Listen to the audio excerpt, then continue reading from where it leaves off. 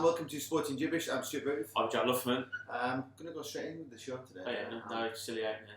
No, just so tired I can't be bothered. You look tired as well, to be fair. Thanks. No doubt Shrek will probably let you know later. He'll probably, yeah. Tired. Toast you, look bloody awful. Yeah, cheers. Thanks, Shrek. Thanks. Right, okay, on today's show we'll be talking Euros. Anything happened this week? A little game against Germany, I think. Was it Germany?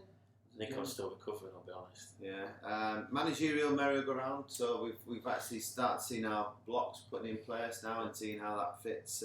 One team's still absent though at the moment. Yeah. Still waiting to see what goes on with them. Yeah. I do. I'm not going to mention too much now, but a bit late still, though, do you not think? Are they getting this little bit of a gap because the Euros is going on? Maybe. We can talk about that anyway. Yeah, we're going to be talking Tour de France. We are vasting out into other Cycling, regions. we like a bit of lycra. Well, I'll leave that one there. But we're going to start off with our sporting week. So, big news on the old Wanderers front, isn't it? You're very excited. I believe I was, as he was showing me today, Emma Walker was like, "You're not showing another person again, are you?" It's this afternoon, folks. So we're looking like TNF. So we'll take a TNF in Lincoln. It's an Aussie firm, but he's a GM of the franchise in Lincoln. They're going to do our training and match day wear for this season, and he released me some initial concepts. They're good, aren't they? They're very good. I love stash. Loves a bit of pink in his colour. Mate, yeah, so they're going to be the trick. That's Clint. Clint wants the pink training shirts. So do as the coach says, yeah, in that way. We've got to keep everybody happy as chairman. Okay. So that looks like the training kits. We've got two options there at the minute, and then match day polos and hoodies and shorts, and even some socks with the club badge on. Wow, that is stash, but it looks really, really good, doesn't it? He was mega excited. He was literally like a kid on Christmas Day and when I saw him later before. But then, yeah, I think he's shown anybody that... Everybody walked in. Anybody that stopped for 30 seconds got shown the kids. Year 7 kids, year 8 kids. Yeah. You know, they've got no idea what's going on. Yeah, they're like, who's wondering? Just keep smiling. Yeah. And I actually had a first phone call from outside of the players that we already know who want to join today as well. So that's good. I just remembered that, actually. Yeah, so spoke to a chap. I've got no idea who he is. We're going to have to do a virtual launch event next week, soft launch, and then hopefully he'll come to that. So yeah, looking good. It's very exciting. Oh mate, yeah. I'm not being funny. It's like a full-time job though. On top of a full-time job because obviously I'm very busy at work at the moment as well. So just as well, nothing grows when you're like. That's why it's a big old idea. I'm the nose. Yeah. But yeah, so exciting times. Things are moving forward. So yeah, hopefully we've got to do time to things up before the summer because I think one or two of the lads are at least going to try and get home or travel over the summer period. So sort of biggish week this week, ready for when they come back, and then leagues have been finalised. So yeah, it's all systems go. Awesome. But the reason you're tired though, tell them all, Stu. The reason you're tired, it was the final game last night, wasn't it? It was, yes. And some of you might, I know Bloomy's already been on your Instagram and posted liking you to Alan Shearer. Wow. I mean, I don't know where that comes from, but maybe just strike a captain or whatever. But tell them all what happened last night. Big game. We didn't lose. No, we didn't lose. We beat the Irish 2-1, which secured us a victory, which allowed us to win the league. And information that I have just been sent through to me is that we are now the leading team within Dubai All Stars Football Club. We are now 43 games unbeaten in competitive 11-a-side matches, which surpasses the old record, which was the All Stars Armadillos team, which was 42. So the All Stars Armadillo team were a consistency. They were the type of team that played friendlies. So they did play competitive matches, and it'd be a mixture of the first, seconds, and thirds coming together and playing against representative teams and friendlies along those lines. So we surpassed that last night with 43, and we are 26 wins on the bounce. Very good. So secured that. What did they call it? The trophy, the little mini. I don't know if it's just called the Summer League competition, but yeah, we went 1-0 up early doors. Emily scored, managed to get a head on target. Keepers pushed it out. Emily's tapped it in. It's good head. I've seen that because the footage has been released. Yes, the footage is out. There's some epic footage, by the way. Yeah, there's some not so good footage either. And then I think Munir scores a great goal. Ming in first touch. Yeah, a bit of a rugby first touch. But, does well to recover and then dribbles through three of them, smash into the bottom corner. And they get one back to make it 2-1. And then with about 25 minutes to go, maybe 20 minutes to go, one of our lads gets sent off. Handbags. It starts off at handbags, doesn't it? Yeah, you can't say it's a teammate, but I can say it. It can only be described as a school kid. It's like, I remember me and my brother fighting in the back garden. That's the kind of thing that happened. The other guy throws the ball at him, annoyed after a tackle or whatever. He just literally turns around and boots him. Yeah. Boots him, full on, volleys him in the thigh. Yeah, that fullback, he'd been at it all the game because he'd done me in the first part of the game where he tried to stamp on the back of my knee. And he just that type of player that just went into the back of you, and as you went over, he then went and stand all over the back of you as you were going down. So he was a bit naughty from his part, but then you can see as Jim trying to get on, he's almost like thrusting himself on top of him, isn't he? Yeah. And then they kind of had a little bit of a push, and then as James goes to walk away, the referee doesn't see it, he's thrown the ball and smacked James in the back of the head. Like Jack says, it was just a petulant. But he got a decent contact though. Oh, it was a good strike. Yeah. I would say that it was probably not a better strike in the game. Yeah, he's caught him well. Give him a good kick on the old thigh. And you ought to release that bit of footage without the commentary. Yeah, and I get somebody to voice over. Yeah. But yeah, he's given a good kick, and then referee seen that and give him a red card. But yeah, we managed to hold on. Good. You were captain. Yes. Yeah. Managed to get your name taken, not for scoring a goal though. No. Say a fullback. So you definitely need to release it. Yeah, all I'll say is that after he tried to stand on the back of my knee, and I've got a nice little graze and bruise on the inside of my knee where he's tried to do me. I was a bit naughty, so if you see the footage I showed Jackie before, after James had been sent off, it was kind of like going away, and then he just kind of calms down, so just gone up to referee, I'm just like, ref, so the lad threw the ball at his head, is he not getting anything? He's like, oh, yeah, you're right. And the referee's looking round, and he's like, where is he? And I was like, that's him there. And the lad's gone, you're a rat. I'm like, what? He goes, you're a rat. I'm like, yeah, cheers, mate. So he gets booked. And then maybe 2 minutes later, he goes bombing down the right wing. I thought I touched the ball, to be fair. I thought I got the ball. I can't believe it. One, I can't believe it was a yellow card. And two, I can't believe we were a free kick. I thought it was a good well-timed tackle. I'm not going to say anything. Let's release it to people and see what you think. I think somebody said I was about on time as a Northwest train, so make of that as what you want. Man, ball, grass, boots, sevens flags. I think the ball's still rolling down the pitch, but yeah. I might have left a little bit on him, just a little bit. But didn't argue, knew what was coming, went back in position, ready to defend it. It was, on hindsight, I didn't love it. He did love it. I loved it. I loved it. I love it. But the problem was you're 2-1 up with 10 men, and I'd probably give away a free kick in quite a dangerous position where they do put a ball into the box, but it was worth it. Very good. And so when does pre-season, next season start? Do we know? So the plan of action was, now we are breaking for a few weeks now. Everybody can go off, and there'll be a fair bit of travelling, I reckon, for some of the boys. One of the lads left last night, 60 minutes in, left, jumped on a plane to England. Steph, Italian lad, he was heading to Italy this morning, so lads will shoot off in different directions. I think we'll probably reconvene in about 4 or 5 weeks' time. Start off with some 7-a-side, and then we'll probably hit proper pre-season. And then proper 11-a-side. Yeah, and then ready for 11-a-side, which usually starts September, October time, so it'll be interesting. We've just got the end of season do, which I managed to persuade the gaffer to move it because he wanted it on Thursday next week.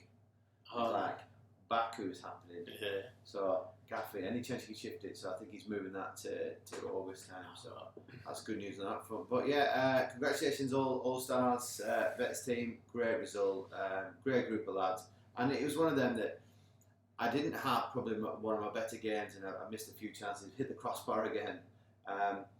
But thoroughly enjoyed a really close competitive game. A bit like being back in the day. Obviously, it's not slow pace, but it's a little bit physical, a little bit naughty. Some good footballers on the pitch. So I thoroughly enjoyed it. Woke up today, leggy, tired, but in a great place. I don't know if I thoroughly enjoyed it if it had been 2-1 to them. No. But yeah, all in all, good effort. Stuff. One of the All Stars. Yes, All Stars vets roll on. Yeah. So what we're doing? We're getting a Lycra on now. Is that what we're doing? We're gonna stick our Lycra on now. We're gonna switch over to Tour de France. Do you want to start with Cavendish? Yeah. Start with the good. There's some good, the bad, and the very ugly. Yeah, the very ugly. And that's not even with us on with Lycra on. Yeah. So the best thing I think to come out of it thus far is obviously very early in the piece, but in the third stage, Cavendish recorded his first stage win, his 31st overall, but his first one for 3 or 4 years. Been out in the wilderness a little bit, suffering injury, illness, bit of depression, and was a last-minute replacement in his team because the other sprinter got injured, I think.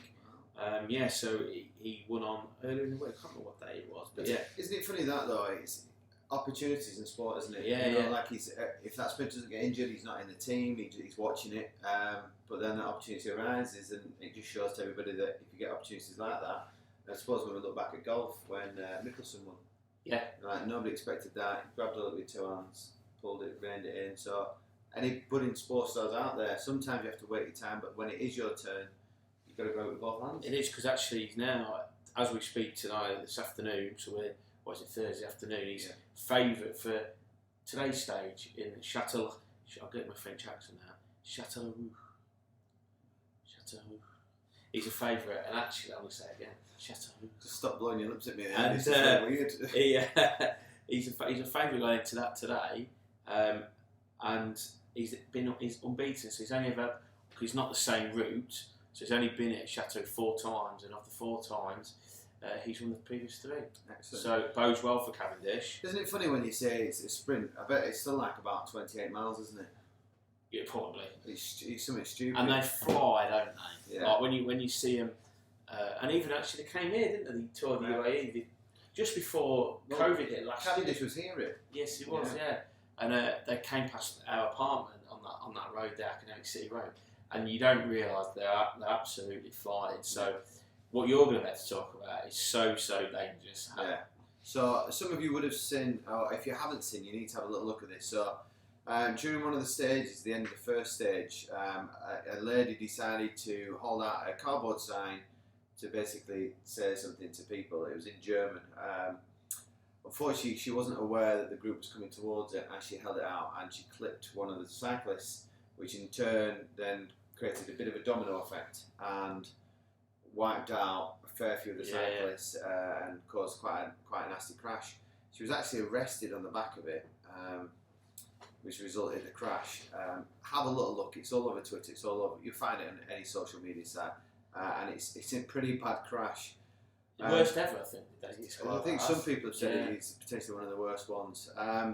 So the lady was arrested, and the thought process that she was going to go to jail. Anyway, just literally this afternoon, Tour de France have released a statement saying that this woman, they've dropped the lawsuit against this woman, charges have been dropped, and just to warn people about the implications, because at points they are on the road with them and they're so close to them.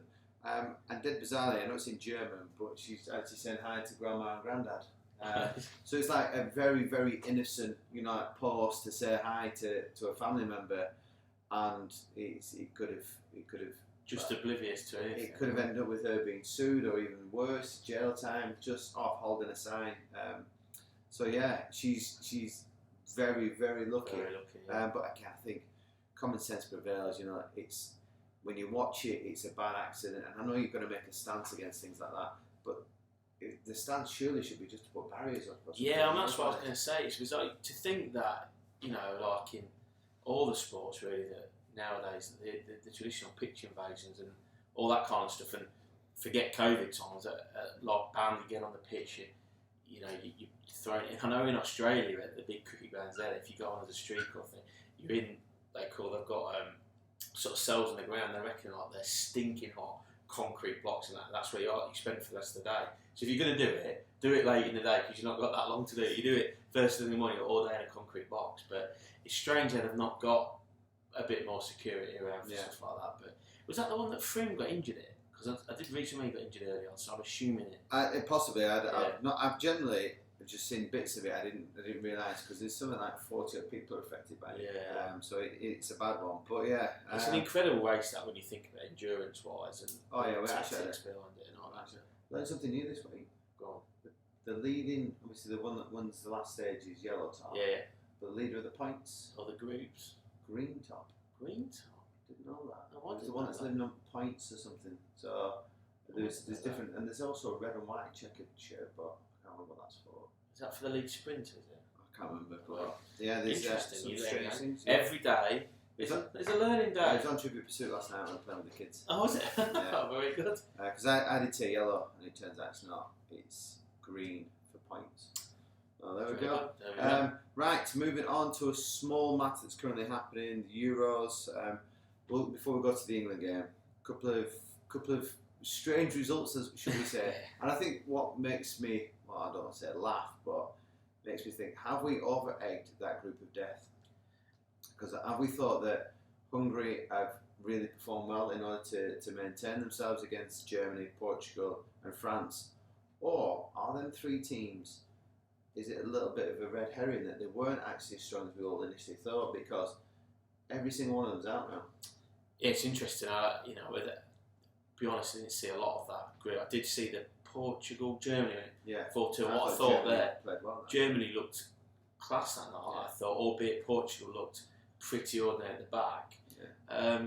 But you do look. It makes you wonder. Portugal all reliant on Ronaldo. Yeah. Because Fernandes didn't turn up, did he? No. Shock. Absent. And the rest of them are like, I know we talked about, your man Jota, one or two other players like Matinho, people in the Premiership, but they're not. You've got to say that none of the rest of them are actually first choice in Premiership sides. No, I think you look at that tournament and Patricio's not come out with anything. No. Diaz has not had a good tournament. No. I'd say Jota's probably the best one out of the Premiership boys that's turned up. Silva's had half decent in and out. Bernardo Silva. But Fernandes just non-existent. So yeah, there was a lot of surprises. And maybe you're right because João Cancelo might have been a big loss for them. Yeah. I mean, you may be right. Maybe they're just not quite as good because when you, and I know we'll talk to him about England in a moment. When you listen to the experts, who obviously watch a hell of a lot more football than I do, and probably got ins and outs, they've all been saying that England have got before Tuesday night, got a really good chance.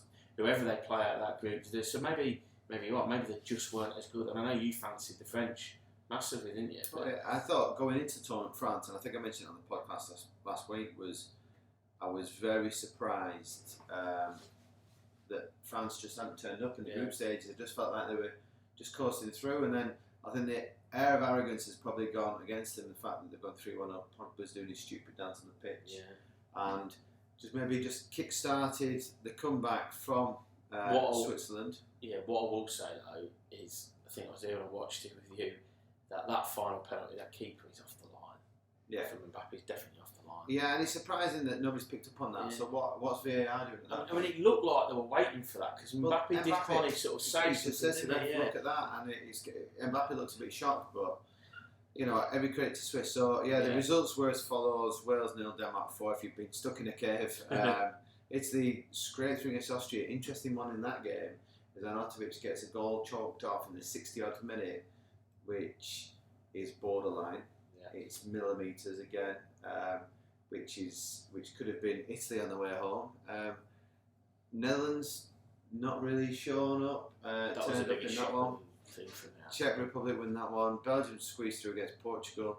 Croatia with a great comeback, having been 3-1 down to bring back to 3-0 against Spain, and then end up losing 5-3 in extra time. What I did realise at that point is that if you play a long ball into Laporte against Garcia and even Paulo Torres, you can't defend it. No. Teams like that are not used to the physicality of going directly right the way through, and Croatia looked like they were going to bully their way through that game. But Morata, despite being off form, that's a great touch and a great finish. Good goals in the tournament, I think. Pogba's was decent actually after, but on the same night. Yeah, France 3, Switzerland 3. Switzerland eventually going through on penalties that we mentioned. Keeper was slightly dubiously 16 miles off the line. He stood next to him when he took it. Sweden fell to Ukraine, so my underdogs are still going. Last minute. So well done Ukraine, but unfortunately playing England next game. Yes. And then a little matter of England versus Germany. So the tie that I think between the two countries is the biggest game that you're going to get. It's like Liverpool, Man United. Who's Lincoln's big game? Lincoln-Boston. Lincoln-Boston. Although they don't play each. Yeah. Obviously, poles apart at the minute. But Blackburn Rovers, Burnley. That one, just dead strangely, just off you. It's that bad between the two towns. Is that you can't make your way there. You have to go to the club to be put on buses to be then taken to the ground, and then you take them back because they're just mental. Yeah. I remember being at university in Stoke, and obviously Stoke fans got a rep. Not that it was a local derby, but Cardiff. Alright, so I was actually at uni the day. Naughty 40 with Stokes. The Cardiff fans ripped up the Britannia Stadium, and then like a year later they were all in court for it. And then the next time they came, they had to be busted in and out. But the Stoke fans weren't even allowed to have the ground. Or chaos, absolute chaos. I can imagine. So yeah, it was a big game, and game started. I thought Germany started all right. Looked like they were going to try and play a bit of football. What did we call him? Because I couldn't pronounce his name. Vortex. Vortex. Yeah, so Vortex obviously goes through, realises he's about as fast as me and you, Jack, and then getting caught. But the funny thing was on this is the referee's given a foul and given Declan a yellow card. Could have given him a red. There's an argument to say that there's a potential red there. But surely when you're looking back on that and looking at VAR for that check, I know they're not allowed to interfere with the decision, but surely that's a foul to Declan Rice because he's tripped Declan up. Yeah, he was. Because it's not an actual leg movement. He's gone his leg out because he knows Declan's going to catch him on that touch to block his run and then be taken out. So thankfully, Declan only got a yellow. So if it had been a red, it would have been rescinded because that changed the game completely. And then nothing happened on the result. Free kick. Other things in first half, Werner goes through on the keeper. Yeah, great Pickford save. makes a great save. I thought Pickford had one of his best games I've ever seen for us. Very solid, very steady. But I think an informed Werner would just lift it, as he goes across. Because he's got to try and smash it across him, hasn't it? And then maybe, because when you're in form, everything seems to slow down a little bit. And then you see things. And then, because I just thought Pickford had committed early. And I just thought if he just lifted, it would have been 1-0 down. Thankfully it wasn't. And then England were pretty like just going through the motions up until about the 70th minute. Yeah, I think up until you had those two chances. I mean, England, I can't really remember England creating much. No, Kai Havertz hit a good shot when Pickford pushed over. But they were you never really thought it wasn't like the Alamo. It was just a very. I think you said when we were out watching it, like a game of chess. Yeah. And then. Maybe it was the introduction. Maybe that's his plan. Is that he keeps it tight to the 70th minute and then he introduces Grealish. Yeah, because to be fair, we did look fairly solid. Because you're always going to lead chances. It's international football for goodness sake, isn't it? Yeah. We looked fairly solid. I thought Maguire had a great game, to be perfectly honest. And then the introduction of Grealish, and then after that there were two really well worked goals, weren't there? Yeah. Good moves. Great move. Sterling's finished it really, really well. That zipped across at him. Yeah. Just did enough. Didn't need to do any power on it. Just needs to guide it. Finished it well, and then Sterling then nearly makes an absolute blunder by giving the ball away. Give it to Vortex, I think. Was it Vortex or Havertz? Might give it to Havertz. Yeah. And Havertz plays Muller through, and then everybody's just thinking. I remember sitting there at the time going, "This is it. It's 1-1." And as soon as it leaves his foot, he knows. Yeah. He just knows, and he just every time it bounces, just moves that a little bit further away. I'm going to give a bit of credit to Pickford there again because he did get out quick to him, which I think was the right thing, and obviously narrowed what angle he could. But yeah, you'd expect any of these top strikers. I'd say nine times out of 10, that's less of that one in the long corner. And I think where we're at, I think I turned to you and said, "That's it. We'll definitely win now." And then it was almost straight up the end when it Grealish again, good cross, good header, 2-0 relief. I think there's a lot of relief on Kane's celebration there, and sealed the win. And there was a lot of relief in Raddison Red at the same time. Oh my goodness, was this a certain young man that we were with? I say young, a certain. He's older than us. You see. Certain Cookmeister got very excited, decided he was fully clothed to jump in the pool at that point. Brilliant. What a night. Between Oda and Grey Goose. Brilliant. Yeah. That's another story, isn't it, Charlie? Thanks for that barbell, Charles. Yeah.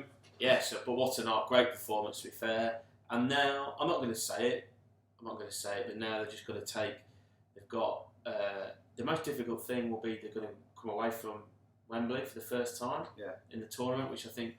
And I don't think Romania they're playing. No, they're in Rome. Oh, was it? Yeah, Rome, Italy. Yeah, because So- they've stopped England fans, haven't they? Yeah, and I was just reading today that even if you've got a ticket, England fans won't be allowed in because you shouldn't be there. So Yeah. that'll be interesting. And to be fair, although the players are used to it and they need to, it's not an excuse.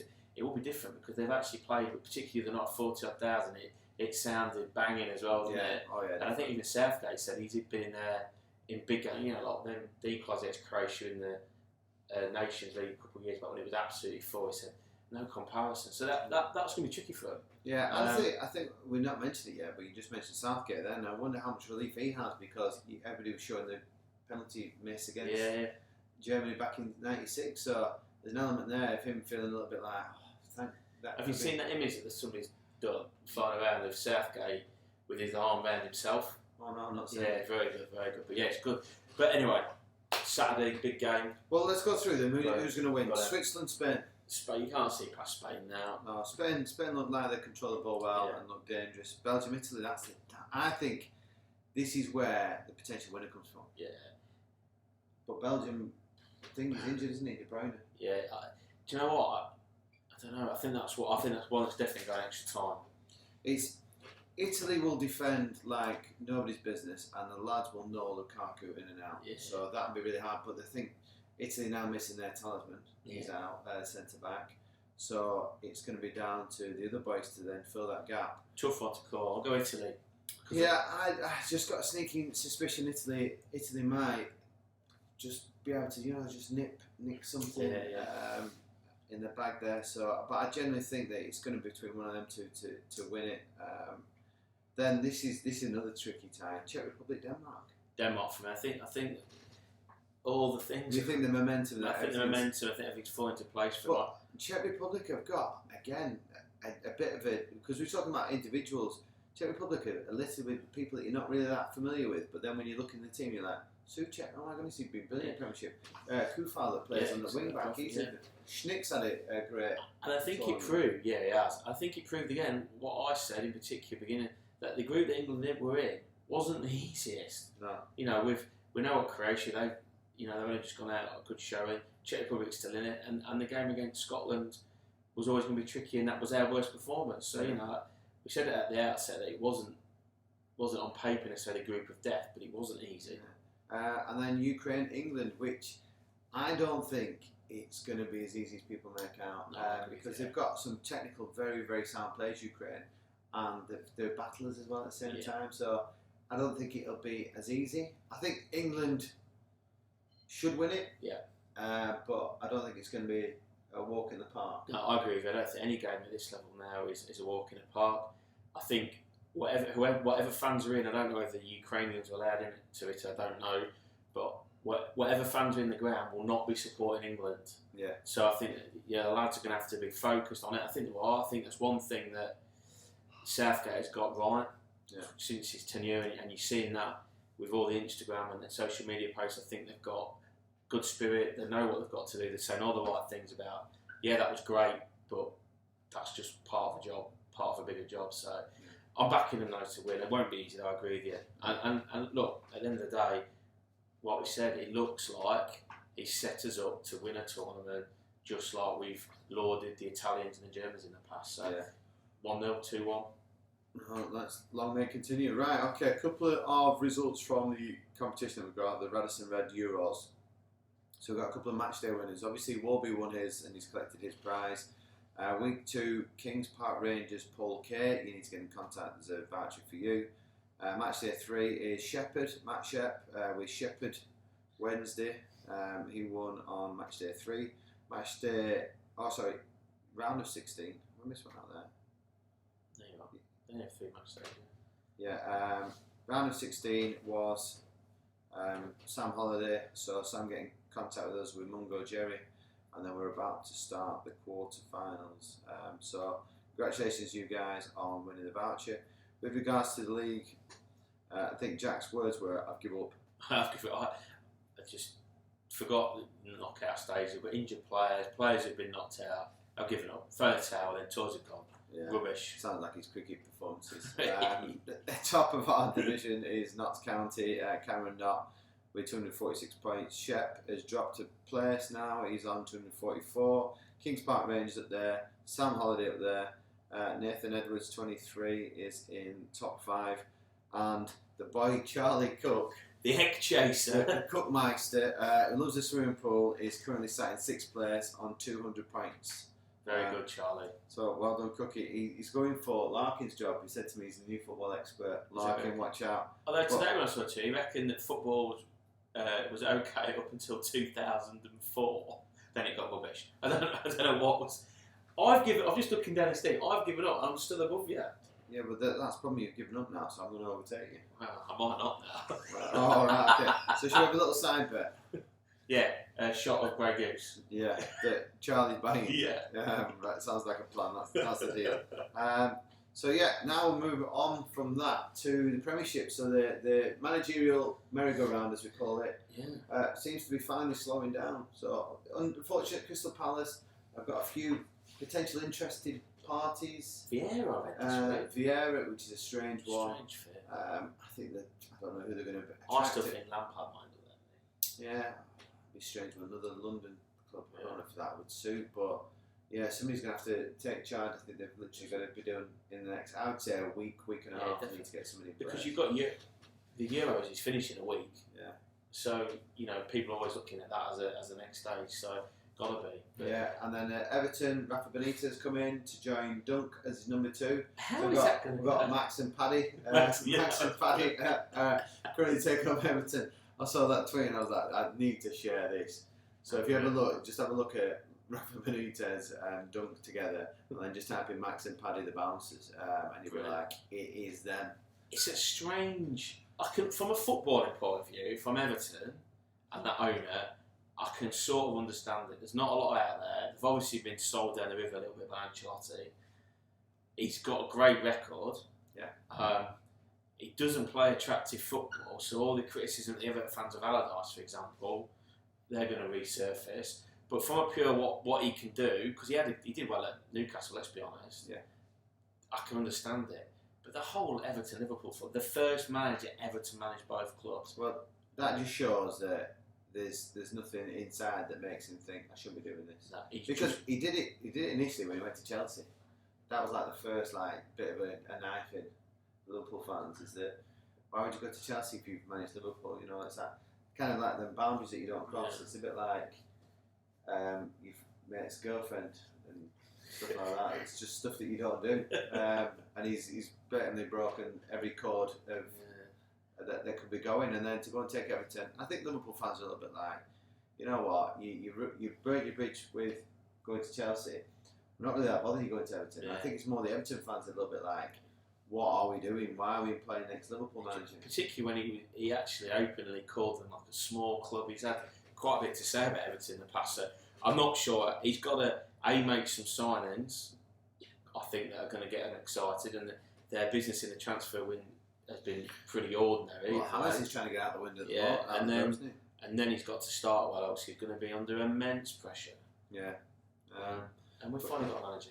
Yes, Nuno. So it's kind of gone full circle, hasn't it? So Nuno was banned about a bit. Then there was this list goes on and on and on and on and on. But I'm a little bit. I'm not wowed by it. I'm not literally sitting there going. And I don't know, you as a Spurs fan might think, but I'm not exactly going, yes, we've got Nuno, what a great manager that. He did well in the Championship to get them to Premiership. Did well for the first 2 seasons in the Premiership, granted. And then just kind of lost his way. And maybe that the fact that the Portuguese players that he brought in were carrying the team so much that when Jota went, all attacking presence disappeared. You've got Moutinho, who's aging. Neves, that is decent but doesn't run games, and then when you lose Jimenez, you've then gone and invested as a Wolves fan. You've gone and invested in them 2 lads, the Brazilian lad and the young Portuguese lad, and have done nothing. I agree with you. I don't think I'm jumping up and down on my seat going, we've got him. What I would say, I think it feels to me like a bit of a stopgap, as in we've not been able to get whoever they wanted, and I've got no idea who the first choice was. They've gone with somebody. I think, to be fair, I think you points are all relevant. He did get him into Europe. They had a great run in the Europa League as well. But he did lose weight, and I think you can even see that on the touchline with him and in his interviews. He kind of just, and look, things do come to to an end, don't they? Like kind of thing.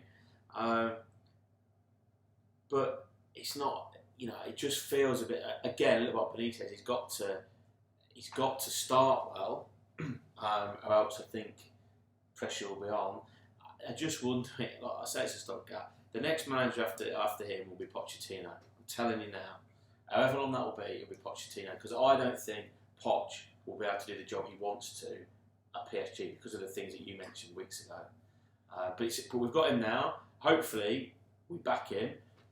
I think he's not going to keep Kane. Let's be honest. That's not going to keep Kane. So the only way we keep Kane is if all of a sudden Manchester City decide to go Haaland or whatever. So I just hope that if Kane goes, he's given that transfer funds. Likewise, he said, he could do worse than if that happens and going and getting Jimenez, to be quite honest with you. And it gets us playing some football. He says he's going to play in this attacking mould. Okay, right. So let's take that. So you've got Nuno in now, and he goes back and raids Wolves, and he's allowed to take one player, but Kane's still at your club at the time. Who do you want from the Wolves pack? You see how I think that is? The Wolves pack, yeah. I don't know, tricky. I'd probably still take Jimenez, I think. Okay. Because would Jimenez come if you still had Kane? He wouldn't come, would he? He's not going to sit on the bench. Possibly not, but he might play two up top because remember he's chosen as a 3-5-2 or 5-3-2. Yeah. So he might play two up top. I don't know. Possibly. Not Canacordi. You love Canacordi. Get him in, lad. Because he's partly like aging, isn't he? He's not kind of the future, but we'll see. It's not the massively inspired choice. I think it's a safe choice. There could have been a lot worse. Yeah. Okay. Good. Right. Particularly where we're at when it's 15th choice. Yes. I heard that you were next. Was that? Yeah. But then I saw your tackle last night and they bombed it. That's why there's nothing wrong with that tackle. So we need some discipline there. I won the ball. Right, okay, so some transfer news.